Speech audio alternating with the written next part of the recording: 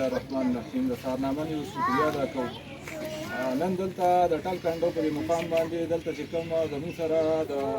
NTA صاحب د طرفه د NTA صاحب د طرفه د تحصیل چیرمین عبداللطیف خان د طرفه د کورونو کمې وعدې شوې وې، د هغې لپاره نن باقاعده مشینري راغله او په هغې باندې باقاعده کار شروع شو. زه دې محلې والا ته د خپل طرفه د خپل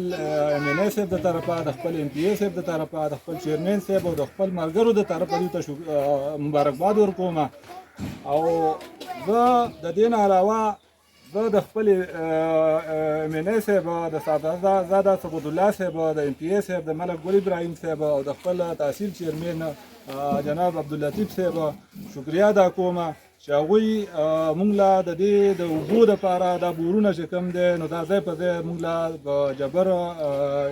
یوسي کې دا ځای په ځای راکړي دي او نور موږ د دې نو انشاءالله توقع کوو چې د دې نه علاوه کوم خلک چې محرومه دي کوم بورونه چې پاتې دي زموږ د هغو موږ د هغوی نه توقع کوو چې انشاءالله